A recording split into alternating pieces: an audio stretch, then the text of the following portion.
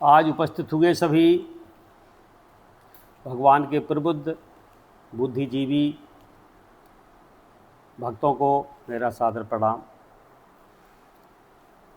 क्योंकि ये सावन का महीना है, ये भगवान शंकर का महीना है, तो आज हम शंकर जी की कथाएं शुरू करेंगे। और जैसे सावन पूरा हो जाएगा, सावन उत्सव और सावन महोत्सव जो पूरा हो जाएगा हमारा सावन का, इसके बाद रामचरितमानस के पुनः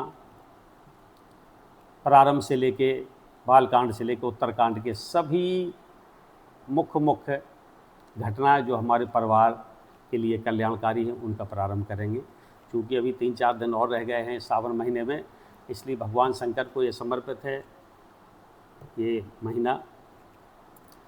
आज जो हमारे सत्संग का विषय है बहुत ही महत्वपूर्ण और परिवार के लिए बहुत ही उपयोगी ये आज का सत्संग है कि शक जो संदेह होता है, शक होता है, अविश्वास होता है, वो हमारे परिवार के लिए कितना घातक हो सकता है, कितना विनाशकारी हो सकता है। उस संबंध में जो कथा है वो सती और भगवान शंकर के बीच जो वार्तालाप हो रही है, जो उनके साथ एक घटना घटी, उस वार्तालाप का आप देखिएगा कि शक से कितना भारी नुकसान होता है, कितना विनाशकारी संदेह होता है। आइए हम आपको ध्यान दीजिए। जब भगवान श्री राम ने त्रेता युग में अवतार लिया, दशरथ जी के यहाँ उन्होंने जन्म लिया और उनको वनवास हो गया कैकेयी के कारण। और आप आगे चल के सीता मैया का हरण हो गया। सीता मैया का हरण होने के बाद भगवान श्री राम जी और लक्ष्मण जी विलाप करते हुए जंगल में सीता मैया को खोज रहे हैं कि हे खग मृग हे मधुकर श्रेणी, तुम देखी सीता मृग नैनी। जंगल में वो खोज रहे हैं, पशु पक्षियों से भी पूछ रहे हैं कि हमारी पत्नी को जिसने देखा हो बता दो।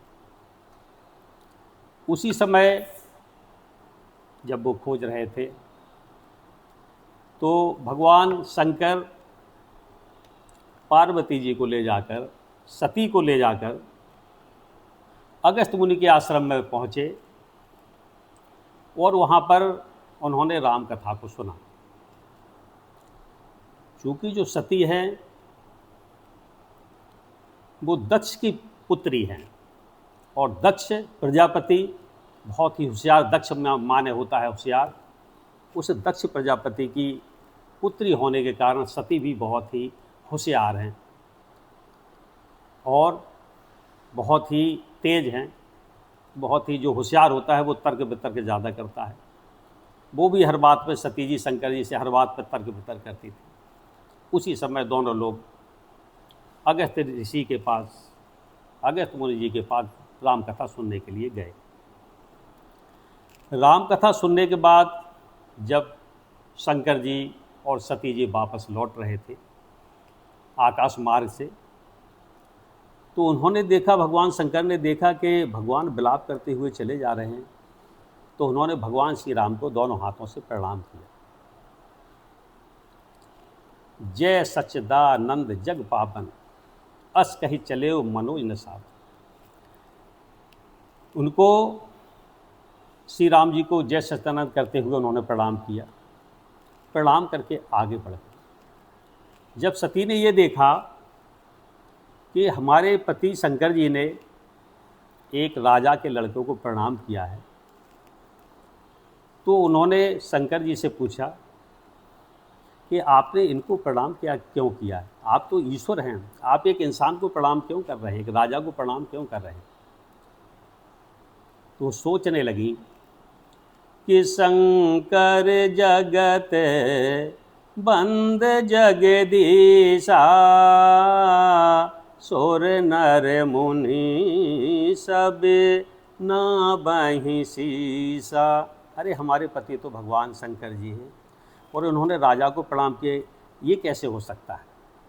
अगर ये मान भी लिया कि भगवान ने अवतार लिया है, तो क्या इनको ये पता नहीं है भगवान राम को कि हमारी पत्नी कहाँ, कौन हर ले गया, कहाँ पर हैं? यदि इनको ये पता नहीं है तो ये भगवान नहीं हो सकते हैं। ये उनके मन में एक शंका पैदा हो गई, एक संदेह पैदा हो गया। भगवान शंकर ने उनको बहुत समझाया कि जो भगवान आप देख रहे हैं वह चले जा रहे हैं, भगवान ने मानव के रूप में अवतार लिया है, भगवान विष्णु हैं जिन्होंने राम के रूप में अवतार लिया है। लेकिन सती भगवान शंकर की बात मानने को तैयार ही नहीं हुई। उन्होंने कहा नहीं नहीं, मुझे आपकी बात पर विश्वास नहीं। तो शंकर जी ने कहा ठीक है, यदि आपको हमारे ऊपर विश्वास नहीं है और आपको लगता है कि भगवान नहीं है, तो आप इनके जाके परीक्षा ले लीजिएगा। लेकिन एक चीज़ ध्यान रखें कि यदि आपने हमारी बात को नहीं माना, ये आज क्या हो गया है तुमको? सारे जीवन भर तो हमारी हर बात को मानती थी, लेकिन आज हमारी बात को नहीं मान रही। मैं कह रहा हूँ ये ब्रह्म है और आप कह रही नहीं ये ब्रह्म नहीं है, ये तो राजा है। तो भगवान शंकर कहते हैं कि मोर कहे न संशय जाहि, बित विधि विपरीत। ये शंकर जी कहने लगे कि यदि तुम हमारी बात को नहीं मानोगे तो विधि विपरीत भलायु नहीं। अगर आपने मेरी बातों पर विश्वास नहीं किया तो समझ लीजिए कि आपको विधाता आपके विरुद्ध हो गया है। विधि विपरीत भलाई नहीं, आपका उसमें कल्याण नहीं। माँ सती ने कहा कि नहीं भाई ठीक है, मैं तो परीक्षा लूँगी कि ये भगवान हैं या राजा के पुत्र हैं, राजा है। तो सती जी भगवान श्री राम की परीक्षा लेने के लिए आगे चल देती हैं। परीक्षा के लिए उन्होंने सीता जी का वेश रख लिया और जिस रास्ते से भगवान जा रहे थे उसी रास्ते में जाके बीच में रास्ते में बैठ गई। सीता का रूप रखे हुए हैं, रास्ते में बैठ गई। उधर से राम और लक्ष्मण जी विलाप करते हुए चले आ रहे थे। आते ही उनकी वहाँ पर भेंट हो गई रास्ते में। सती श्री राम जी से बोली, अरे आप मुझे कहाँ देख रहे हैं, मैं तो यहाँ बैठी हूँ। तो सबसे पहले तो भगवान श्री राम ने सती को प्रणाम किया और इसके बाद जो उन्होंने कहा कि माँ आप यहाँ क्या कर रही हैं, क्यों बैठी हैं, भोले बाबा कहाँ हैं? तो सती को बहुत ही आश्चर्य हुआ कि अरे मैंने कितनी बड़ी गलती कर दी कि मैंने जो है सीता का वेश रखा और ऐसा लग रहा कि इन्होंने मुझे पहचान लिया है। तो हृदय कंप तन सुध कछु नाही। अब वो देखते हैं कि जो है उनका शरीर कपने लगा और वो रास्ते में बैठ गए।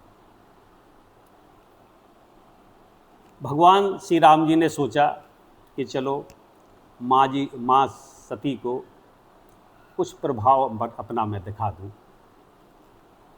तो सती क्या देखती हैं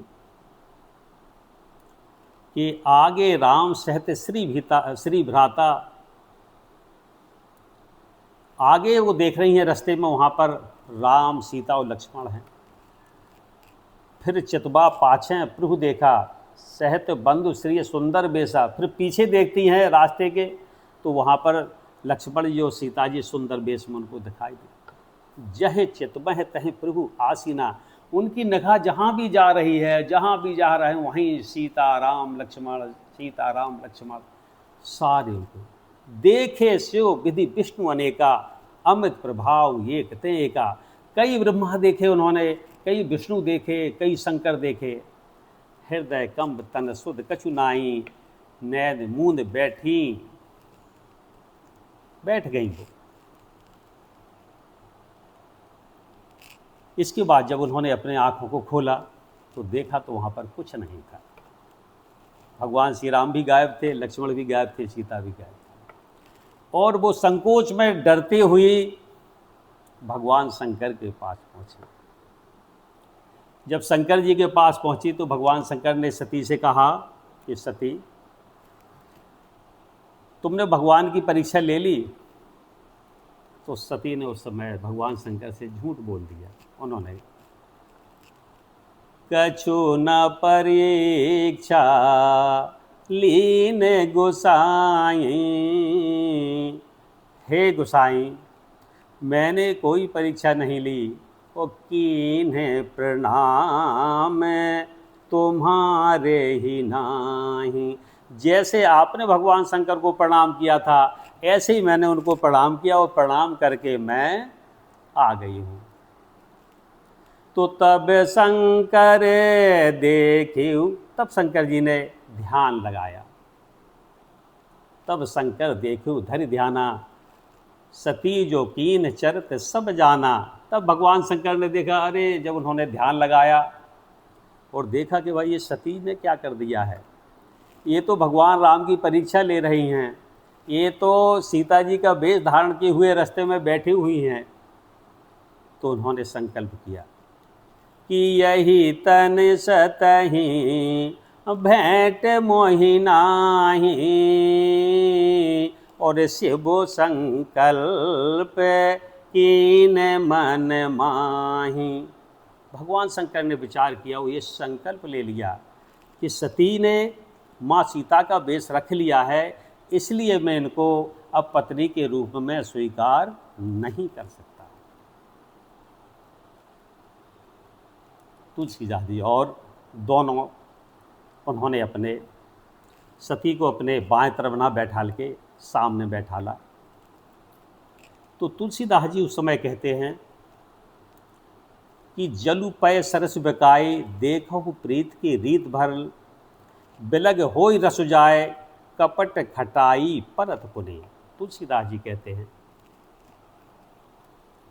कि पानी और दूध जब दोनों में मित्रता होती, दोनों में संग होता है, तो पानी भी दूध के मूल्य पर बिकता है। जब दोनों प्रेम होता है, दोनों संग में होते हैं, तो पानी का मूल्य भी दूध के बराबर हो जाता है। लेकिन जैसे ही खटाई पड़ती है उस दूध में, तो दूध और पानी अलग अलग हो जाता है, और जो दूध में स्वाद होता है, जो प्रेम होता है, वो अलग हो जाता है। जब कपट आता है पति पत्नी के बीच में, तो दोनों का जो अविश्वास और संशय आता है, तो उस संशय से उन दोनों में दूरियां बढ़ना प्रारंभ हो जाती हैं, और वो संशय, वो शक और वो संदेह एक वियोग के रूप में अलग अलग हो जाता है, अलग अलग हो जाते हैं, उनमें वियोग हो जाता है। सीता जी को जब मारीच मरने लगा तो हा राम कहते हुए उसने प्राण त्याग दिए। उन्होंने सीता मैया ने लक्ष्मण से कहा कि लक्ष्मण देखो जाके, ये तुम्हारे भैया राम की आवाज़ है, ऐसा लग रहा है कि उनके जीवन को संकट पैदा हो गया है। तो लक्ष्मण जी ने कहा कि मैया आप कैसी बातें कर रही हैं, वो भगवान हैं, ब्रह्म हैं, उनको कभी कोई संकट पड़ सकता है क्या? तो भगवान के बल पर विश्वास नहीं हुआ सीता मैया को, उन पर शक हो गया, उनके भरोसे पर, उनके विश्वास पर और उनके बल पर शक हो गया।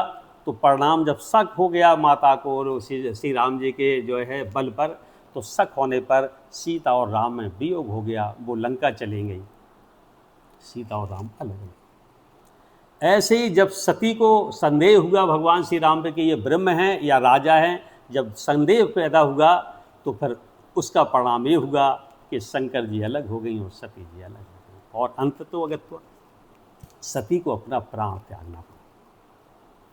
यही बात अयोध्या में घटी।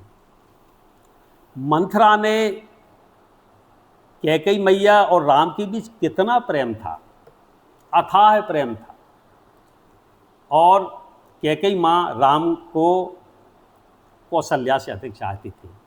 लेकिन जब उस मंथरा ने कैकेयी के दिल पर, कैकेयी के मन और मस्तिष्क पर एक शक पैदा कर दिया कि नहीं नहीं नहीं, आपको राम बहुत प्रिय हैं ये तो ठीक है, लेकिन ये भी तो ध्यान रखिए कि ये सौत का लड़का, ये तुम्हारे जो दूसरी माँ का लड़का है, वो तुम्हारा पुत्र नहीं हो सकता है।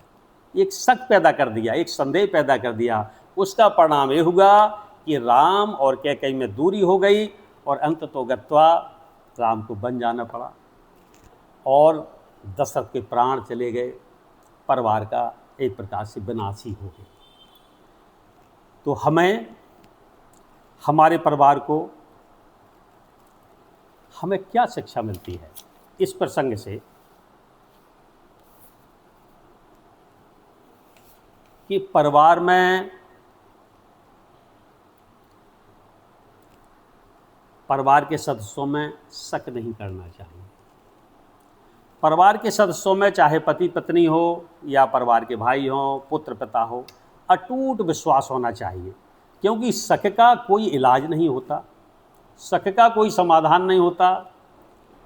शक तो शक ही होता है, संदेह होता है, और ये वियोग का प्रतीक होता है। इसको अलग अलग होना ही, इसलिए परिवार में एकता बनी रहे, उसके लिए आवश्यक है कि सभी सदस्यों पर पूरा भरोसा रखा जाए। लेकिन परिवार के बाहर दुनियादारी में जब आप जाएं तो हर आदमी को शंका की दृष्टि से देखें, संदेह की दृष्टि से देखें। यदि आपने आंख बंद करके बाहर वालों पर ही विश्वास कर लिया तो निश्चित रूप से आप धोखा खा जाएंगे। जैसे माँ सीता धोखा खा गई थी, कैकेयी धोखा खा गई थी, और माँ पार्वती धोखा खा गई। तो हमें परिवार के ऊपर, पति पत्नी के ऊपर आमतौर पर ये देखा जाता है कि हमारी माताओं में शक का दायरा बड़ा होता है, छोटी छोटी बातों पे वो शक करने लगती है, और उस शक का परिणाम कभी कभी परिणाम ये निकलता है परिवार में पति पत्नी में विद्वेष पैदा हो जाता है, अलगाव पैदा हो जाता है। किसी ने आके कह दिया कि भाभी वो भैया कल वहाँ थे, भैया ये इधर कर रहे थे, भाभी जी ने तुरंत ही बात मान ली। ऐसा नहीं, जब तक आंखों से ना देखा जाए परिवार में अटूट विश्वास पति पर होना चाहिए, अटूट विश्वास परिवार के प्रत्येक सदस्य पर होना चाहिए। इसलिए इस हमारा प्रसंग जो सती और भगवान शंकर का है, ये हमें यही शिक्षा देता है कि परिवार की एकता के लिए, परिवार की कल्याण के लिए हमें बहुत ही विश्वास करना चाहिए। आप देखते होंगे कभी क्या होता है नौकरियों में, अगर कुछ उच्च अधिकारी को छोटे नीचे वाले अधिकारी पर अगर अविश्वास हो गया और शक हो गया तो उसका शक ज़िंदगी भर नहीं मिटता है। शक एक ऐसी बीमारी होती है जो एक बार अगर किसी का विश्वास हिल गया, अगर उसने अविश्वास आपको पैदा हो गया, तो वो चाहे कुछ कर दे, वो पुनः विश्वास नहीं हो सकता है। और याद रखिएगा कि जो भी एक बार अगर जो भी आदमी आपके जीवन में आपके विश्वास को ठेस पहुंचाए, आपके विश्वास पर आक्रमण करे और आपको धोखा दे, विश्वासघात करे, तो याद रखिए यदि किसी आदमी ने आपको एक बार विश्वासघात किया, एक बार आपको धोखा दिया, तो वो आपको 1000 बार धोखा देगा। इसलिए अगर किसी ने आपके साथ विश्वासघात किया है तो एक बार यदि किया है तो उस पर ज़िंदगी में कभी भी विश्वास मत करिए, क्योंकि जो आदमी एक बार विश्वासघात कर सकता है वो हज़ारों बार विश्वासघात कर सकता है। तो ये हमें प्रसंग हमारी पारिवारिक एकता के लिए, पति पत्नी के आपस में सद्भाव के लिए और प्रेम मोहब्बत के लिए, परिवार के लिए ये प्रसंग बहुत महत्वपूर्ण है। आए हम उससे शिक्षा लें इस प्रसंग से, और जो संदेह की स्थिति होती है, बनती है परिवारों में, उस संदेह का इलाज होता है अति विश्वास। संदेह का इलाज ही अति विश्वास है। आप जहाँ संदेह उसको अत्यंत रूप से एक सुदृढ़ एक संकल्प के साथ वहाँ पर आप विश्वास करिएगा, विश्वास का संकल्प लीजिए, तो अभी जीवन में आपके साथ कोई अनर्थ परिवार में नहीं हो सकता, वो परिवार सुख शांति और आनंद के साथ आगे बढ़ सकता है। जय श्री